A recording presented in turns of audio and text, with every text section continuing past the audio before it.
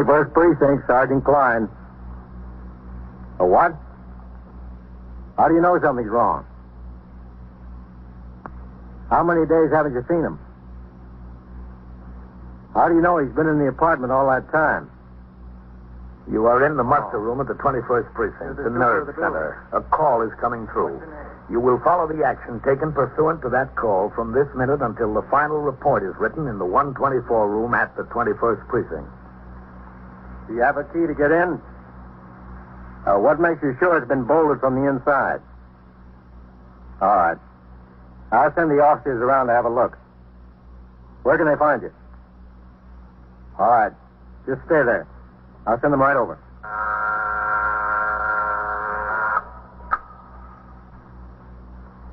21st Precinct. It's just lines on a map of the city of New York.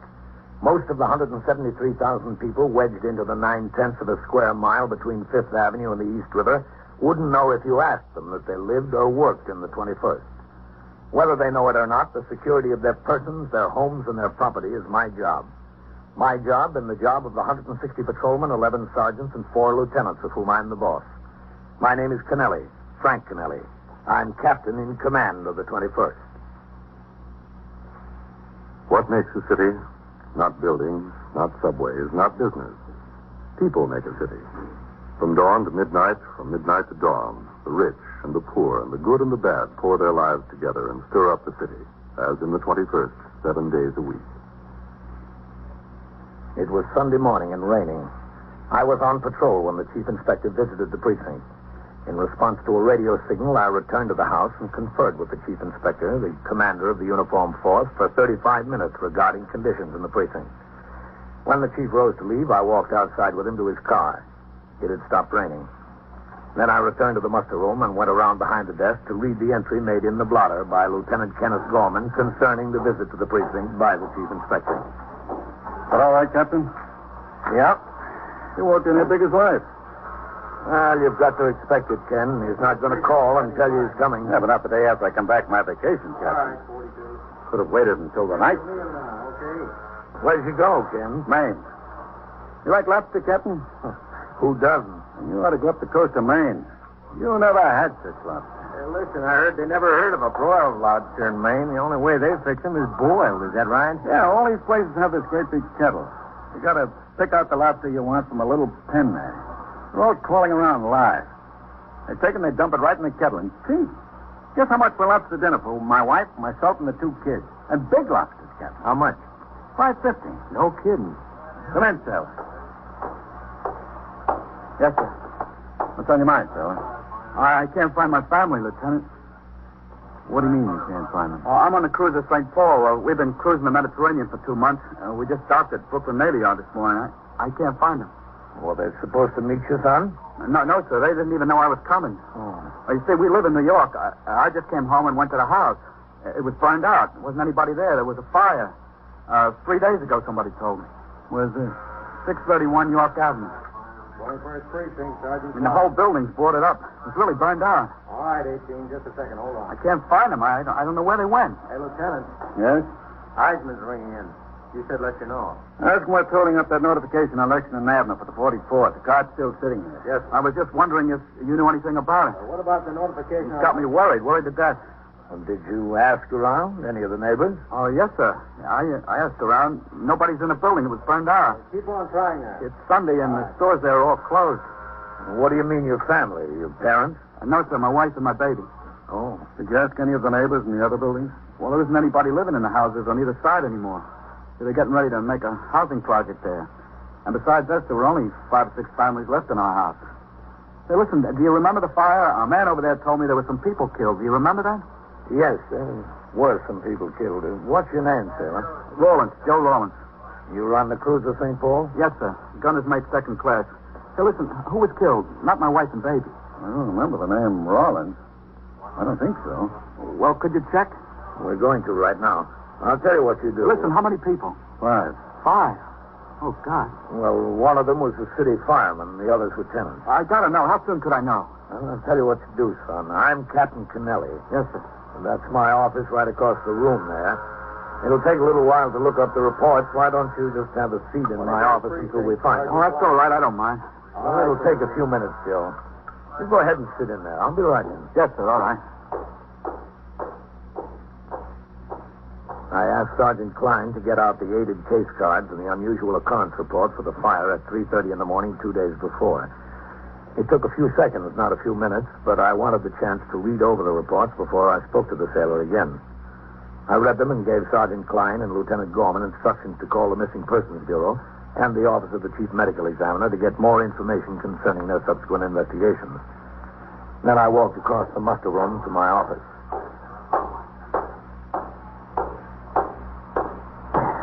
All right, Joe. Well, they weren't killed? Their names weren't listed among the victims. No Rollinses. Oh, man. Sit down, son. Yeah, thanks. Thanks a lot. You don't know what a relief it is, Captain. I know. Have a cigarette, Joe? Thanks. Thanks. Well, where are they? Where could they have gone? Well, that's what we'll have to find out. Do you have any other family in New York? No, sir. My folks are dead, both of them. You see, that was originally their flat there. I was based out in San Diego when I got married. And my father died, and then about a year later, my mother. Mm-hmm. I was about ready for sea duty again, and I was transferred to the Atlantic Fleet, so Doris and me, that's my wife, Doris, we decided the best thing would be to take over my mother's flat. Well, sounds like it was a good idea. Yes, sir. So we brought the baby on east. That was just the beginning of May. How about any close friends she could be staying with? Well, I wouldn't have any close friends. You see, I've been gone for 3 or 4 years, and I just drifted apart from any friends I did have. As far as Doris is concerned, I don't know. I shipped out just a couple of days after we moved back here. I don't know if she made any friends or who. Does she have any family here? No, sir, not in New York. Her folks live in San Diego, just outside of San Diego. She's got a sister in Missouri. Where in Missouri? St. Louis. And her sister's married to a fellow in the insurance business in St. Louis. Got a good job. I don't know where she could have gone. Beats the living daylights out of me. Well, how about her sisters in St. Louis? No, I don't think so, Captain. It's too far, and, well, they only got a small place. 3 kids of their own. I don't think so. I'm sure. That was a pretty bad fire, wasn't it? The building really looked wrecked. Yeah. They don't know how it started. Short circuit, they think. What floor did you live on, Joe? 4th floor in the front. I wonder if she got anything out of there. I had a ball signed by Babe Ruth. I'd hate to lose that. They're getting rare. How old is your baby? 2. She'll be 2 next month. You want to see a picture? Yeah, sure. She's the cutest little thing. Yeah. Josie. That's after me. Josephine's her real name. She is cute. Is that your wife? Yes, sir. That's Doris. Oh, you know where I took that? We had to change buses in Columbus, Ohio. I took that on the state capitol grounds. They got squirrels out there so tame they just walk up and take peanuts right out of your hand. Honest. About how tall would you say Doris is? Oh, I don't know. About 5'1", 5'2", something like that. I don't know. Well, how much would you say she weighs? Oh, about 110, I guess. Why? No reason. Well, it must be a reason. It's something you're not telling me, isn't there? Joe, listen to me. We think everybody in that building was accounted for. Who was killed? Who was killed beside the fireman, I mean? There was 5. Who? Well, there was an elderly couple who lived on the 2nd floor. Who else? And, Joe, that's why I asked you the questions. I don't think it's them. Who's not them? Well, there were 2 unidentified bodies. Yeah? A woman and a child. Don't kid me now. Tell me the truth. I am telling you the truth. They were burnt beyond recognition, Joe. But the medical examiner's report says the woman weighed about 150 and was 5'6".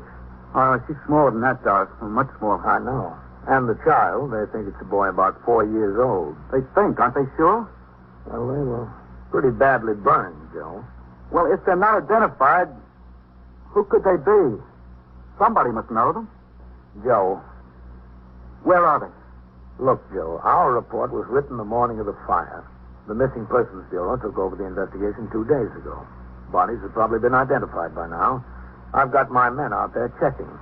They don't answer the description of your family. Well, where is my family? Where are they? Come in. Captain, can I see you a minute? Yeah, sure. I'll be out. Look, don't keep anything from me. Don't keep anything from me now. Yes, Sergeant. We checked both the medical examiner and the detectives in the missing persons bureau. Yeah? The bodies of the woman and the kid are still in Bellevue morgue. Neither of them have been identified yet. They say it's been impossible to get a readable fingerprint off either of them. The descriptions don't fit the ones Joe gave me. It's hard to tell in these burn cases, Captain. Descriptions don't mean much. I know. He says his wife has a sister in St. Louis. Ask missing persons if they know about the sister. Yes, sir. Yeah, a woman and a child unidentified in the morgue. A woman and a child missing after a fire. 2 and 2, Captain. All right. Get back on the box. Yes,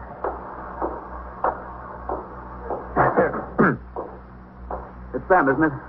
That's what he told you? No, that's not what he told me. Well, then where are they? What happened to them? We haven't any idea, Joe. But we're sure going to find out. A little before noon that Sunday, I put out a call for the patrol sergeant, Timothy Waters. He was instructed to come by the station and pick up the sailor. Together, they drove over to the burned house and sought out the patrolman on post. Inquiries were made among residents in all the nearby buildings to determine whether they had any knowledge of the whereabouts of the woman and child. Meanwhile, at the precinct house, the desk officer, Lieutenant Gorman, the man on the boxes, Sergeant Klein, and Patrolman Ryan, the 124 man, were making telephone inquiries to the homes of all neighborhood merchants who might have done business with the woman. You don't remember her? Mrs. Rollins, yeah. Sorry. She never came in your store, huh? All right, thank you. No luck there either, Captain. You know what I think we ought to try, Ken? Yes, sir? Mrs. Rollins and the child were both Navy dependents. If they got out of the building, and if either of them were injured to any degree, she might have hopped in a cab and gone right to the Brooklyn Naval Hospital or St. Albans. That's possible, Captain. That's where Navy people would head. Shall I call them? No, you better call CD instead of direct. They might want to make the inquiry through the shore patrol. I don't know. Yes, sir. Sergeant. Yes, sir? Listen, Sergeant, I want you to Excuse me, call... Captain. Oh, yes, sir. Hello, Miss Cruz. This is Sergeant Klein of the 21st Precinct. You own the grocery store at 619 York Avenue? No. It's all right. Nothing's wrong. We just want a little information. Miss Siegel, will you, Sergeant? You remember that fire in the building at 631 York? Lieutenant Jones, the 21st. Yeah, that's right. We're looking for a woman and a child who've been missing since Getting then. around a little while ago on a woman and a child, Rollins. The name is Rawlins. Rawlins. Rawlense. Mrs. Doris Rawlins. Yeah, that's the one.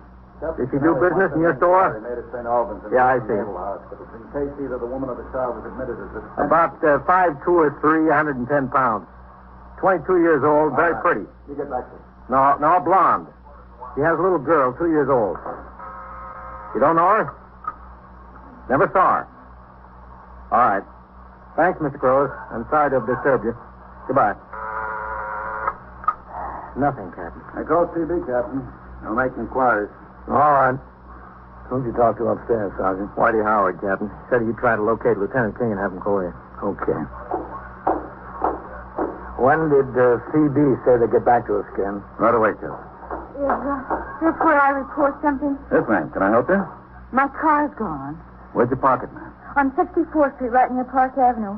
I was just gone for a few minutes to take some flowers up to my friend. Was it locked? Well, of course it was locked. I got the keys. See? The doors and windows, too? Well, everything. I was just gone a few minutes. You're sure you didn't park it someplace else? Of course not. I parked it right in front of a building, right in front.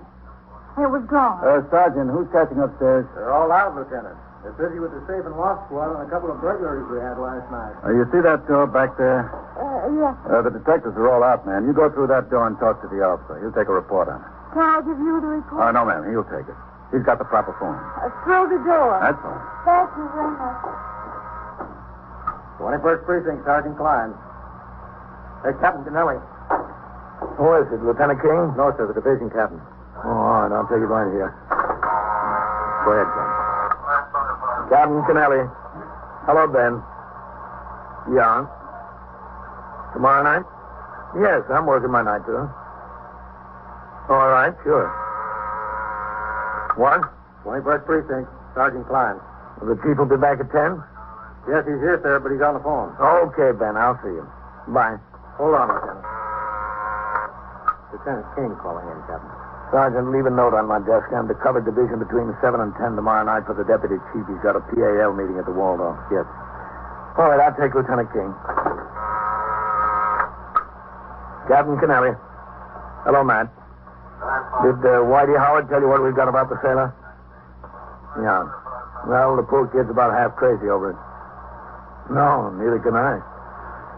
Listen, it's better than even money that those two bodies down in the morgue are his wife and baby, but there's two things you can do for me. You've got the connection. Well, it just involves a couple of phone calls. Yeah. One is I'd like you to get hold of the postal inspectors and have them get us into the Lenox Hill post office on East 70th. We're interested in knowing if she left a change of address card. Yeah, okay.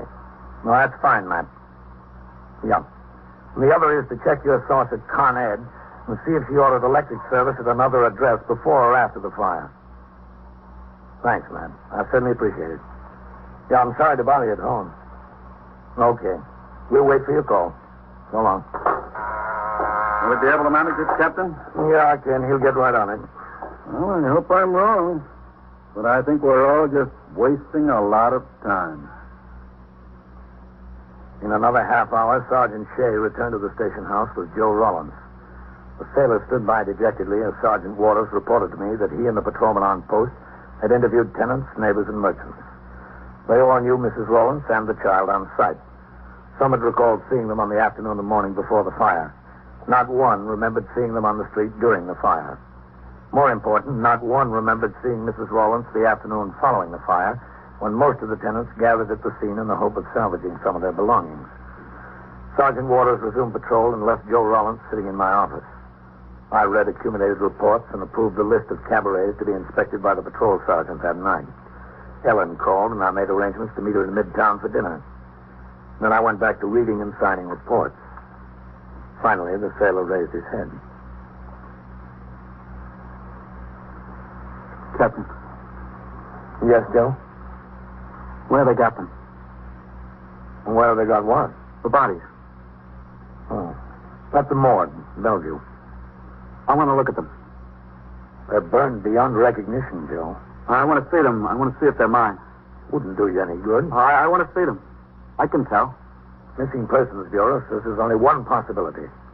That's to send to San Diego to our old dentist and get a chart of the work she's had done. They'll wire the dentist the first thing in the morning. No, but I can't wait that long. I want to see them now. All right, Joe. I'll take you to see them. I went out into the muster room and told Sergeant Klein to radio for Patrolman Farrell to drop his recorder on post and drive the car to the precinct house. Lieutenant Gorman told me that CB had called back to report that neither Mrs. Rollins nor the child had been admitted to St. Albans or Brooklyn Naval Hospitals. There was no word yet on the two important lines sought after by Lieutenant King, commander of the 21st Detective Squad. When the car arrived, Patrolman Farrell drove us down to the Bellevue morgue. On the way in, we were met by Detective Anthony Trinker of the Missing Persons Bureau. Detective Trinker had handled the investigation of this case along with the office of the Chief Medical Examiner. He took us inside the mortuary. Joe's face was firm and expressionless.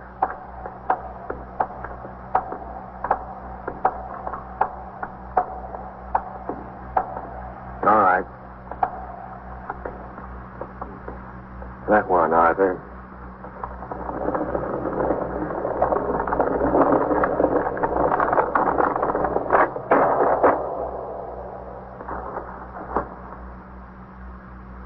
Okay, Arthur.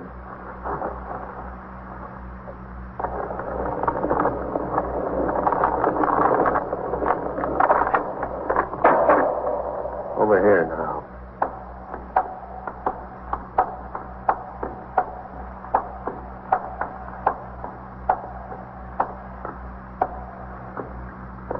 All right.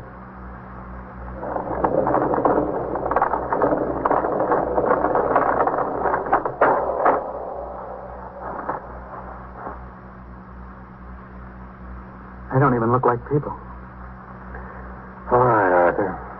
Thank you.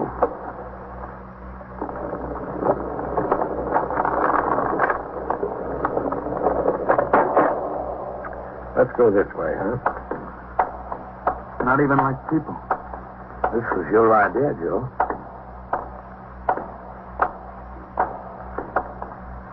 Through there.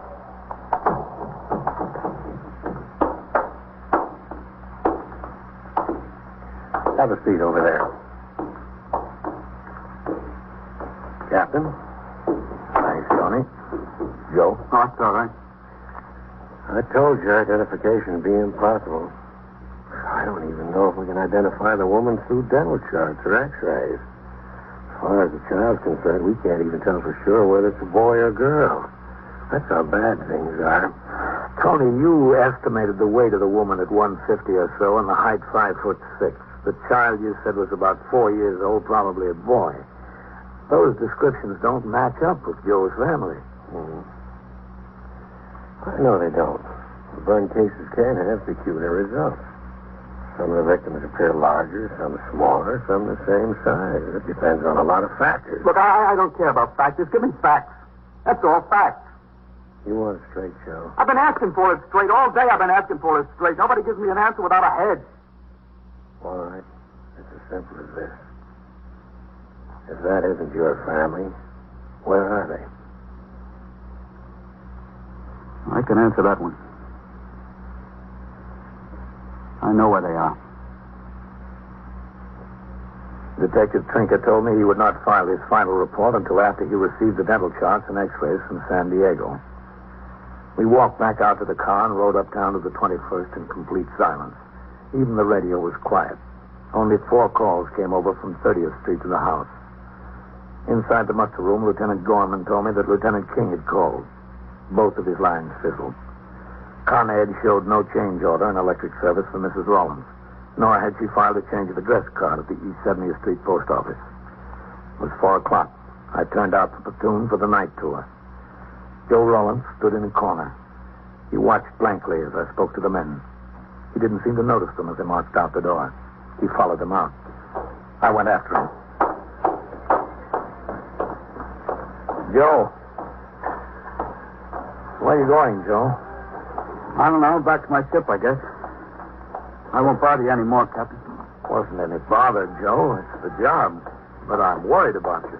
Well, you don't have to worry about me, sir. I'll be all right. The only thing is how to let her mother know. How can I break the news to them? It's got to be done. They're such nice folks. It's just a shame. Yeah. Got to let her sister know, too.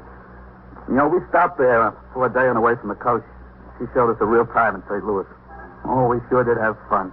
We laughed and carried on. Everything was so funny. Very funny now. You've got to give these things time, Joe. Yeah. I think maybe I'll call her sister and then let her sister call her mother. That's the best thing. I'll do it right now while it's on my mind. It's the only way. Get it over with. Have they got a phone in there in that candy store? Yeah. Oh, just one more favor, Captain. You come with me while I call, just so I don't get cold feet. All right. That's what I'm afraid of. I'll get cold feet. Go ahead. I'll get some change. Oh, that's all right. I got lots of change. All right. I'll leave the door open, all right?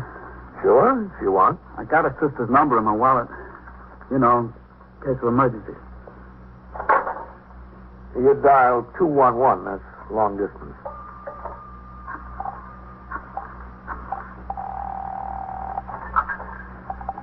Your call, please. I want to call St. Louis, Missouri. Evergreen 9970. St. Louis, Missouri, route. What number are you calling from, please? Eldorado 54599. 3155 tandem, dial 2 letters plus the number. I don't know how I'm going to say it, Captain. Deposit $1.50 for 3 minutes, please. Yes, ma'am. 25, 75, no. Thank you. You're ringing. I should have thought of what to say. I don't think anybody's home, Captain. Let them keep ringing. Hello? Hello, this is... Doris? Who is it, Joe? Yeah, honey, it's me. Joe, you should have written me. It's her. She's in St. Louis. Well, when'd you get in? What are you doing in St. Louis? I got in this morning. We came about 2 days ago. Oh, gee, it's good to hear you, baby. You don't know how good. Hey, what are you doing there? Bill wired me that Aunt had to have an operation. Oh, yeah? No one to take care of the kids, so I just left in an hour's notice. Oh, how is she?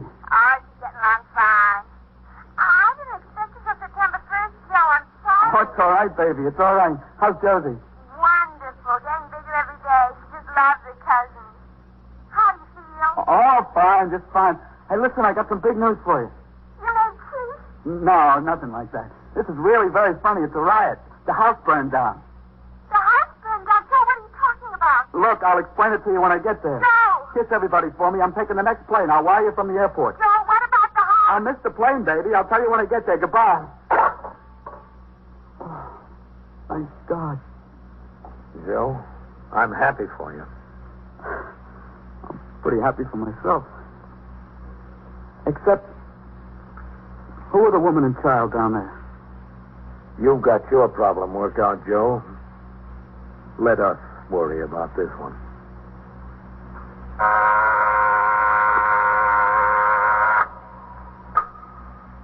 21st Precinct, Sergeant Klein. A truck ran into what? The store? Where is it? Where? 622? Speak into the phone, please. Did it jump the sidewalk? Is anybody hurt? How many people are hurt? Speak a little louder, will you, please? What did he do? And so it goes, around the clock, through the week, every day, every year. A police precinct in the city of New York is a flesh and blood merry-go-round. Anyone can catch the brass ring, or the brass ring can catch anyone. 21st Precinct, a factual account of the way the police work in the world's largest city, is presented with the official cooperation of the Patrolmen's Benevolent Association, an organization of more than 20,000 members of the Police Department, City of New York. Everett Sloan in the role of Captain Kennelly, John Sylvester as Joe. Featured in tonight's cast were Jean Gillespie and Angie Strickland, Lawson Zerbe, Santos Ortega, and Bob Simon. Written and directed by Stanley Niss, produced for CBS Radio by John Ives. Art Hannes speaking.